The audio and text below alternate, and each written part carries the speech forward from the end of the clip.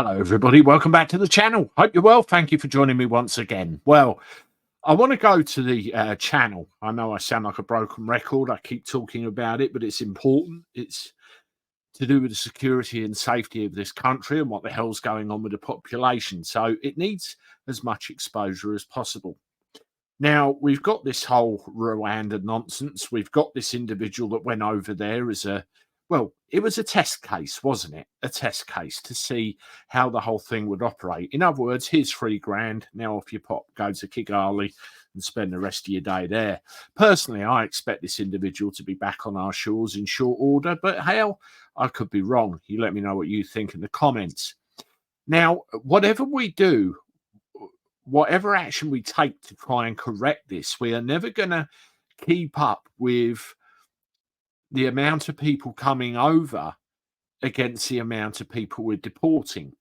So really and truthfully, and I keep saying it again and again and again, surely the answer is to just stop them.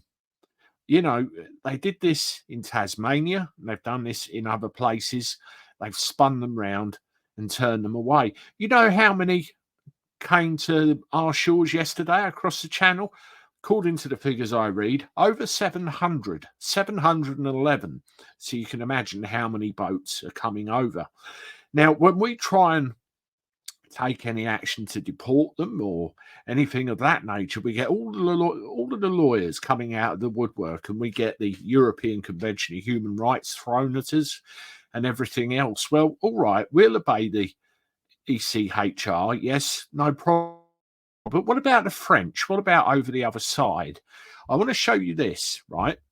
They're in camps over there, ready to go over. Migrants say they're being driven to attempt the Channel crossing by increased aggression by French police, funded by Britain, who force them to move on from their camps every 48 hours.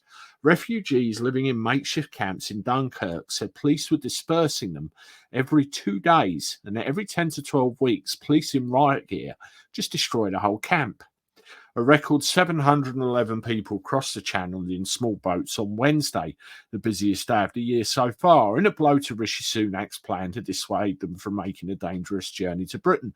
So you look at it. I mean, how much have we given the French? 500 million quid or 50 million? I know it's got a 5 in front of it. It's too bleeding much, whichever way you look at it. And the whole idea is to prevent those crossings from occurring. Now, you destroy the camp.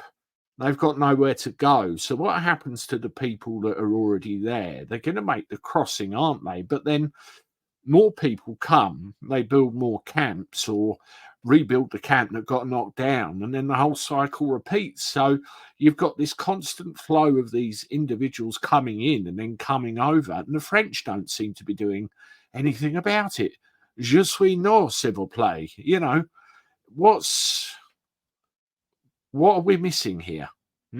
Well, of course, we know what we're missing here. We know, or we suspect the reasons behind it. We sure do.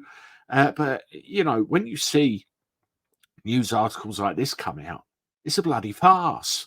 And as quick as, you know, we attempt to ship them out. I mean, one person here, 30 there, a load were detained a day or two ago, ready for deportation. 700 in one day. You can't get rid of 700 the following day. It's just an impossibility. So yet again, why aren't they being stopped at source? It's even more dodgy, this, the more I look into it.